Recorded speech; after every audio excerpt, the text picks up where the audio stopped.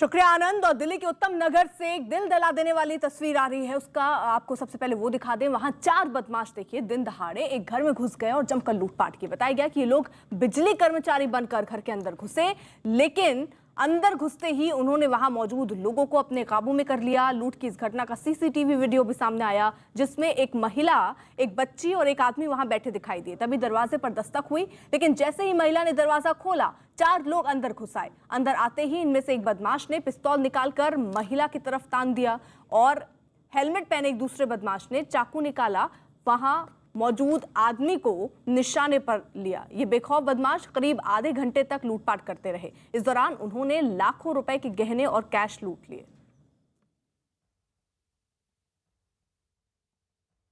दो छोटे बच्चे थे और उनके हाथ में पूरी रिवॉल्वर थी, 2 रिवॉल्वर थी और 2 गन थी। सब बता रहे हैं कि बच्चे बता रहे हैं रोके कि सारा कुछ वो जो है निकाल के हमसे, हमें कान पे बंदूक रख के, माथे पे बंदूक रख के और सारा कुछ निकाल के ले गए। कितने पैसे ले गए और क्या ज्वेलरी ले गए? ज्वेलरी होगी 4-5 की ज्वेलरी होगी, 7-8 लाख रुपए कैश होगा। तो ये जरा तस्वीरें आप देखिए, दिल्ली, राजधानी दिल्ली की ये तस्वीरें हैं जहां पर बेखौफ बदमाश इस तरह से पहुंचते हैं, बिजली कर्मचारी बनकर पहुंचे और दिन दहाड़े घर में घुसकर ये लूटपाट हुई है। पहले बिजली कर्मचारी बनकर घर में दाखिल होते हैं, तस्वीरों में देखिए महिला भी नजर आ रही है, आदमी नजर आ रहा है और एक बच्चा भी वहां बैठा हुआ नजर आया। वहां जाते ही उन्होंने अंदर घुसते ही बंदूक तान दी और जमकर लूटपाट की है। तो बेखौफ बदमाशों का आतंक देखा जा रहा है। दिन दहाड़े घर में घुसकर ये लूटपाट की गई है और दिल्ली की ये तस्वीरें, समझिए आप, राजधानी दिल्ली, वहां पर ये स्थिति बहता हुई है। अमित सिंह हमारे साथ, हमारे सहयोगी इस वक्त जुड़ चुके हैं। और अमित, ये राजधानी की तस्वीरें हैं और दिन दहाड़े ये बदमाश पहुंचते हैं, यानी कोई खौफ इनको अब कानून का, प्रशासन का नहीं रह गया है। जी हाँ, बिल्कुल। जिस तरीके से दिल्ली पुलिस हमेशा दावे करती है कि वो स्ट्रीट क्राइम को कम कर रही है, लेकिन जो तस्वीरें एक जगह से नहीं, दिल्ली के कई इलाकों से इस तरीके की तस्वीरें आ रही है। जैसे कि हमने नारायणा में तस्वीर देखी जब एक कपड़ा व्यापारी को सरेआम गोली मार दी जाती है, जिसका इलाज अस्पताल में चल रहा होता है। उत्तम नगर में किस तरीके से लुटेरों का हौसले बुलंद है। वो एक घर में जाते हैं और लुटेरों को मालूम होता है कि वो घर जो है पूरी तरीके से सीसीटीवी से लैस है और उसमें वो सिस्टम लगा हुआ है कि जिससे कि वो पहले घर के अंदर जो मौजूद होता है, बेल बजाया जाता है तो पूछा जाता है कि कौन है, तो वो अपने आप को बिजली विभाग के कर्मचारी बताते हैं और घर में प्रवेश करते हैं। तो ये सब लुटेरों को मालूम होता है, लेकिन फिर भी उनमें दिल्ली पुलिस का खौफ नहीं होता है। दूसरी तरफ वसंत विहार में जिस तरीके से मामला सामने आया, जहां एक पूर्व केंद्रीय मंत्री की पत्नी जो कि 67 साल की बुजुर्ग थी, उसकी तकिया से उसकी मौत हो जाती है, उसकी हत्या की जाती है। उस मामले में एक धोबी और 2 और शख्स को पुलिस ने गिरफ्तार किया है। इसके अलावा पालम में जो डबल मर्डर केस का मामला सामने आया है, जिसमें एक भतीजे ने अपने बुआ और अपने चचेरे भाई की हत्या की है। तो ये सभी मामले जो हैं ये दर्शाते हैं कि किस तरीके से अपराधियों के हौसले बुलंद है। यही नहीं, कापासड़ा में के एक फार्म हाउस में एक चोरी के शक में एक शख्स को कुत्ते से कटवाया जाता है, जिसके बाद उसकी मौत होती है।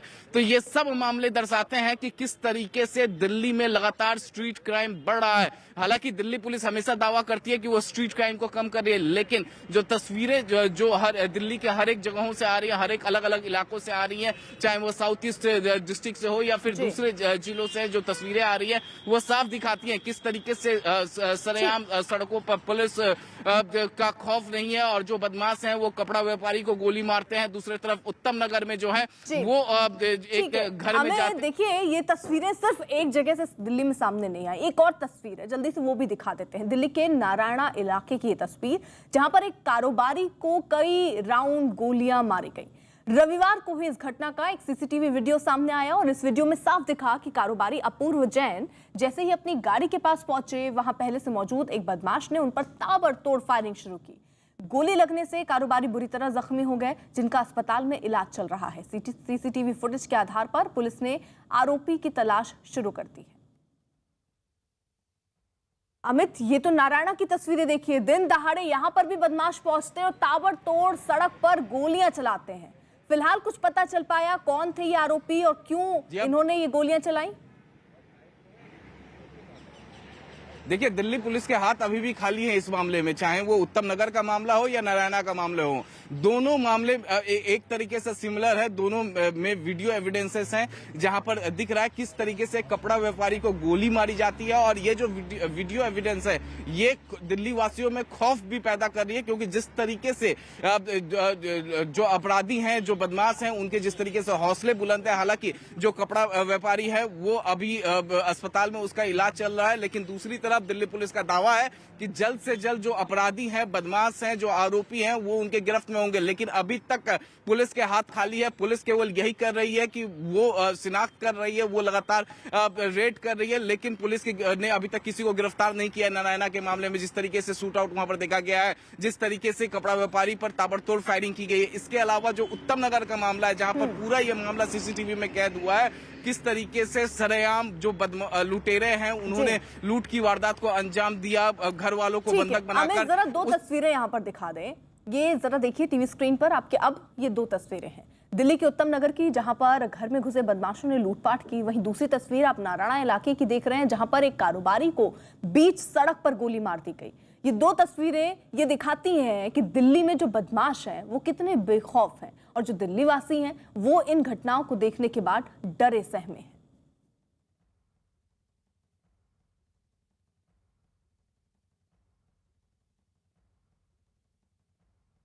अमित लगातार हमारे साथ मौजूद हैं। अमित देखिए, ये लगातार दावे करते रहे गए कि बदमाशों पर नियंत्रण पाया जा रहा है, क्राइम रेट कम हो रहा है, लेकिन इस तरीके की तस्वीरें तो ये दिखा रही हैं कि अभी भी बदमाश बेखौफ ही हैं। किस तरीके की पुलिस की कोई अभी अधिकारी कुछ कहते हुए नजर आ रहे हैं इन दोनों घटनाओं पर?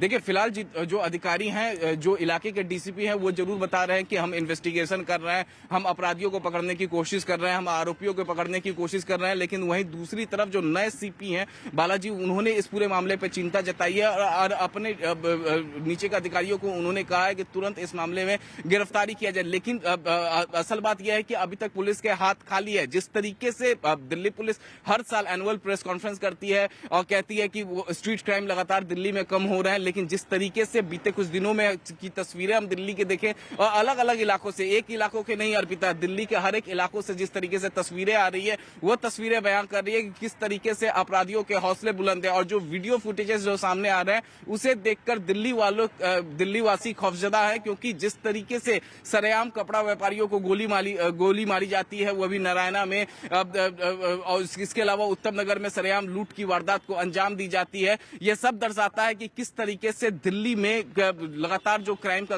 ग्राफ है वो बढ़ रहा है, स्ट्रीट क्राइम बढ़ रहा है। जिस तरीके से एक 67 साल की महिला की वसंत विहार में तकिए से उसकी हत्या की जाती है, जिसमें पुलिस ने एक धोबी समेत 2 और लोगों को गिरफ्तार किया हुआ है।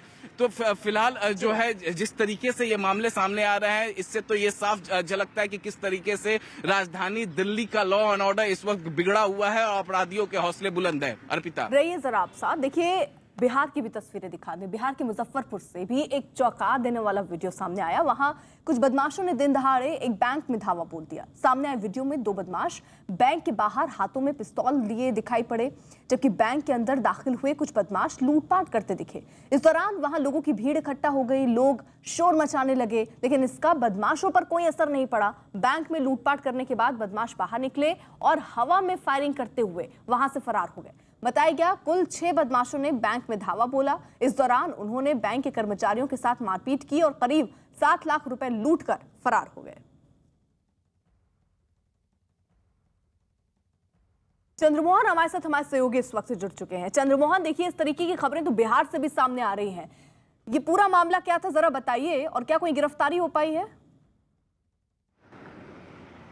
बिल्कुल, देखिए, गिरफ्तारी तो अभी नहीं हुई है, लेकिन पुलिस की टीम वहां पर पहुंची है और पूरे मामले की छानबीन की जा रही है। और वहीं सीसीटीवी भी खंगालने की कोशिश की जा रही है कि जो ये 6 की संख्या में बदमाश पहुंचे थे, ये कहां से आए थे और ये कौन है, इनको आइडेंटिफाई करने की कोशिश की जा रही है। दरअसल आज अहले सुबह जब बैंक खुला, उसके बाद वहां पर कर्मचारी पहुंचे थे और कुछ वहां पर आसपास के लोग पैसा निकालने और पैसा जमा करने के लिए पहुंचे थे। तभी ये सरैया थाने का रेपुरा गांव है, रेपुरा इलाका है, जहां पर ये स्टेट बैंक है, और वहीं पर 6 की संख्या में अपराधी पहुंचे। और उसके बाद पहले तो पूरी जो कर्मचारी वहां पर मौजूद थे उनको बंधक बनाया, और जो वहां पर लोग पहुंचे हुए थे जो ग्राहक पहुंचे हुए थे उनको बंधक बनाया और उसके बाद बैंक में लूटपाट किए। और जो तस्वीर में साफ तौर पर दिखाई दे रहा है कि बाहर में दो अपराधी हथियार लेकर खड़े हैं और जो आसपास के इलाके के लोग हैं जब इसका विरोध किए तो उनके ऊपर हवा में फायरिंग की गई, उनको डराने की कोशिश की गई ताकि जो आसपास के लोग हैं वो बाहर ना निकल के इन सभी बदमाशों को घेर लें। और तस्वीरों में भी साफ तौर पर दिख रहा है कि किस तरह से जो अपराधी हैं वो बैंक लूटकर बाहर निकलते हैं और फिर वहां से फरार हो जाते हैं। हालांकि बाद में पुलिस पहुंची है और अब पूरे मामले की जांच चल रही है, लेकिन अब तक किसी की भी गिरफ्तारी नहीं हो पाई है। अर्पिता, ठीक आप रहिए जरा सा। देखिए इस वक्त टीवी स्क्रीन पर जरा हम आपको 3 तस्वीरें दिखा दें। पहली तस्वीर बदमाशों की है जिन्होंने बैंक से करीब 7 लाख रुपए लूट लिए। दूसरी तस्वीर बैंक के बाहर जुटे लोगों की है, लूटपाट की खबर मिलते ही आसपास के लोग वहां पहुंच गए। तीसरी तस्वीर जो आप देख रहे हैं वो बैंक के अंदर की है, जहां बदमाशों ने कर्मचारियों के साथ मारपीट की और लूटपाट के बाद वहां से फरार हो गए।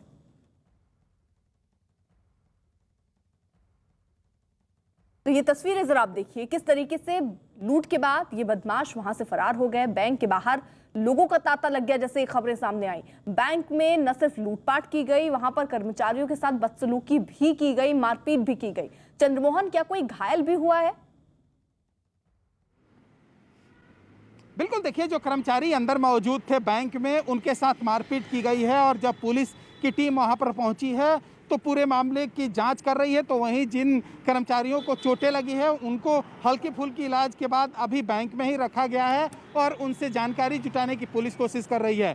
लेकिन जिस तरह से सरेआम अपराधी पहुंचे हैं और हथियार लहराते हुए बैंक में लूटपाट किए हैं, यह दिखा रहा है कि कहीं ना कहीं मुजफ्फरपुर में अपराधियों के मनोबल बढ़ते जा रहे हैं। और बिहार में इस तरह की घटनाएं लगातार बढ़ रही हैं, जब बैंक खुलता है और अपराधी पहुंचते हैं और सीधे तौर पर बैंक लूटकर फरार हो जाते हैं। कुछ दिन पहले वैशाली में भी इसी तरह की घटना हुई थी, जब बैंक खुला और अपराधी पहुंचे और तकरीबन 1.5 करोड़ से ज़्यादा रुपए वहां से लूटकर फरार हो गए।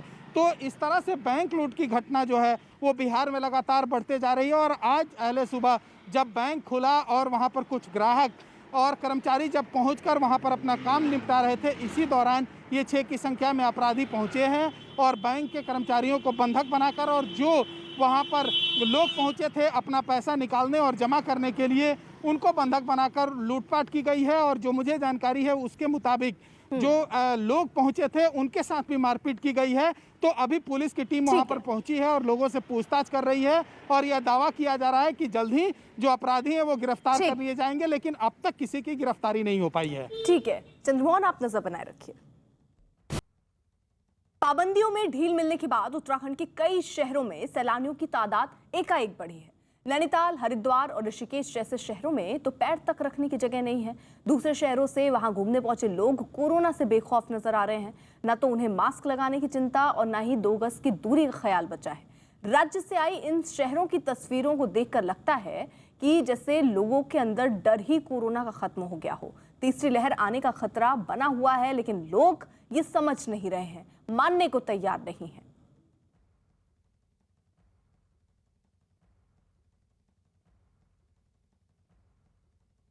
उत्तराखंड के नैनीताल से डराने वाली तस्वीरें सामने आई। वहां तो दूसरे शहरों के मुकाबले लोगों की भारी भीड़ जुटी दिखी। देखकर ऐसा लगा जैसे लोगों के जहन से कोरोना का खौफ खत्म हो चुका हो।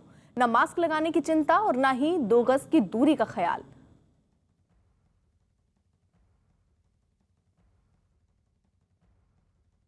शहर में भीड़ आ रही है, इससे काफ़ी क्षेत्र के लोगों को खतरा बढ़ रहा है और ना कोई ये मास्क पहनने हैं और ये क्षेत्र में ग्रामीण क्षेत्रों में भी और शहरी क्षेत्रों में बिना मास्क के घूम रहे हैं। खतरा है शहर में? शहर में और ग्रामीण क्षेत्रों में खतरा बढ़ रहा है। वहीं केंद्रीय पर्यटन मंत्री जी किशन रेड्डी ने भी पर्यटन वाली जगहों पर सैलानियों की बढ़ती भीड़ पर चिंता जताई।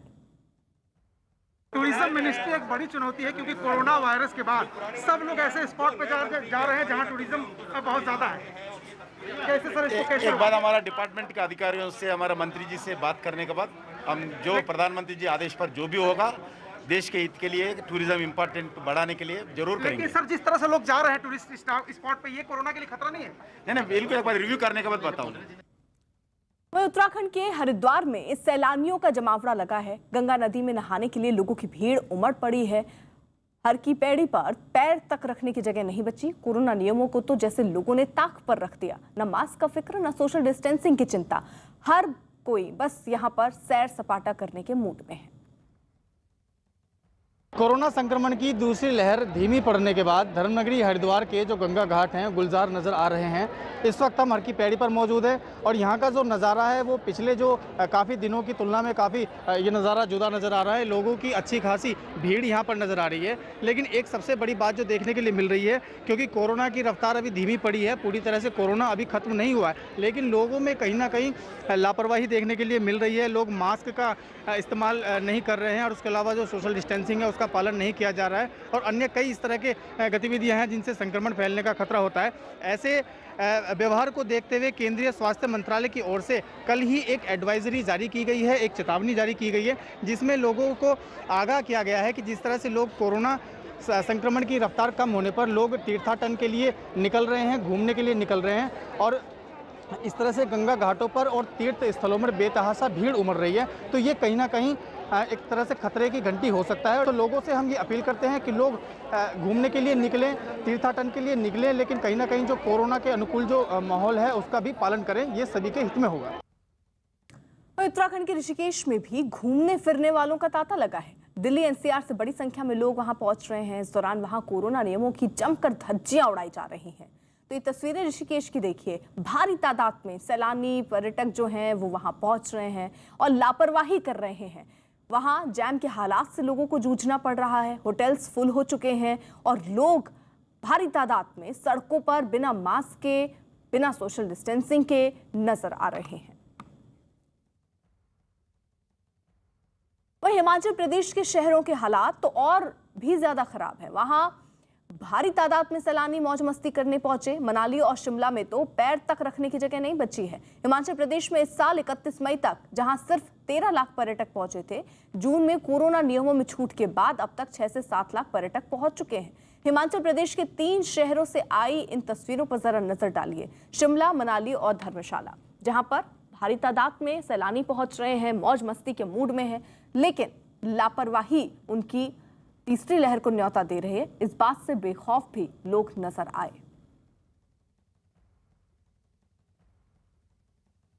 हाँ, निश्चित रूप से थोड़ी चिंता हमारी भी इस बात को लेकर के बनी है, क्योंकि हम देख रहे हैं कि पिछले दिनों बहुत बड़ा रुझान टूरिस्ट का पूरे देश भर से और देश के बाहर से भी हिमाचल की ओर हुआ है। और मौसम के साथ साथ में कोविड में हिमाचल प्रदेश में जो कमी आई है नंबर में, उसको देखते हुए टूरिस्ट बड़ी संख्या में हिमाचल में आया है। टूरिस्ट आए, उनका स्वागत है, लेकिन मेरा उनसे विनम्र निवेदन है कि वो जो कोविड नियमों का पालन करें। वहीं कोरोना पाबंदियों में ढील मिलने के बाद हिमाचल प्रदेश के मनाली में तो सैलानियों की भारी भीड़ उमड़ रही है। हजारों लोग घूमने फिरने के लिए वहां पहुंच गए। हर जगह लोगों की भीड़ दिखी, सड़कों पर गाड़ियों का जमावड़ा लग गया। इस दौरान सोशल डिस्टेंसिंग को लोगों ने ताक पर रख दिया। यही नहीं, घूमने फिरने के चक्कर में लोग मास्क तक लगाना जरूरी नहीं समझ रहे थे। इसके बाद प्रशासन ने मास्क नहीं पहनने वालों का चालान काटना शुरू किया। पुलिस ने पिछले 10 दिनों में 308 लोगों के चालान काटे और करीब 3 लाख जुर्माना वसूला।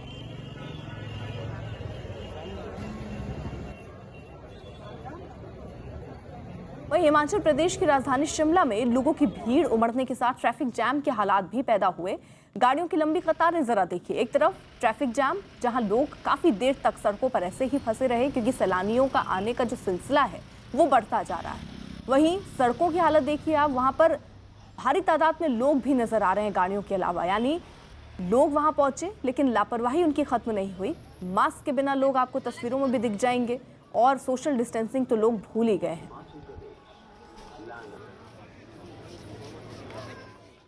देश के कई इलाकों में कोरोना नियमों में ढील दिए जाने के बाद बढ़ रही भीड़ पर स्वास्थ्य मंत्रालय ने भी चिंता जताई है। स्वास्थ्य सचिव लव अग्रवाल ने प्रेस कॉन्फ्रेंस की और कहा कि दिल्ली के लक्ष्मी नगर, सदर बाजार, मुंबई की दादर मार्केट, हिमाचल के शिमला और मनाली, साथ ही उत्तराखंड के मसूरी से जुटी भीड़ की तस्वीरें जो हैं वो चिंता बढ़ाती हैं।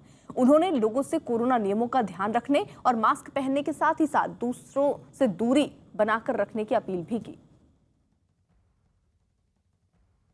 मैं कुछ मीडिया कवरेज ही आप लोगों के सामने हाईलाइट करना चाहूंगा, जिसमें क्लियरली दिख रहा है कि एक स्थाई पर जिसे एक टर्म भी बोली गई है रिवेंज ट्रैवल, कि लोग जो घर में बैठे थे, जो रेस्ट्रिक्शन का समय था, जब रेस्ट्रिक्शंस खोली गई तो कहीं पर एक अभिप्राय समाज में किसी वर्ग में यह है कि अगर रेस्ट्रिक्शंस खोल दी गई तो वायरस खत्म हो गया है। हम आप लोगों के द्वारा फिर से लोगों की दृष्टि में लाना चाहेंगे, वायरस या इन्फेक्शियस डिजीज यह अभी भी हमारे बीच में है। हिमाचल प्रदेश के धर्मशाला के हालात मनाली और शिमला से अलग नहीं है। यहाँ भी सैर सपाटे के लिए लोगों की भीड़ पहुंच रही है। लोग ना तो कोरोना से बचने के लिए मास्क लगा रहे हैं और ना ही सोशल डिस्टेंसिंग का ख्याल रख रहे हैं। सैलानियों की भीड़ की वजह से शहर के सारे होटल्स भर गए। गाड़ियां बढ़ने की वजह से सड़कों पर जैम जैसे हालात बन गए।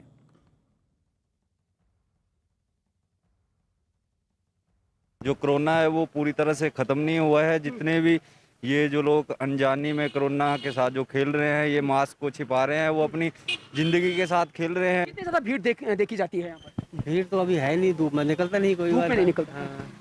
वैसे लोग तो बहुत ज्यादा आते होंगे यहाँ। हाँ, लोग तो काफी ज्यादा ठीक, हाँ गाड़ियों का भी, लोगों का भी ठीक ही है रस।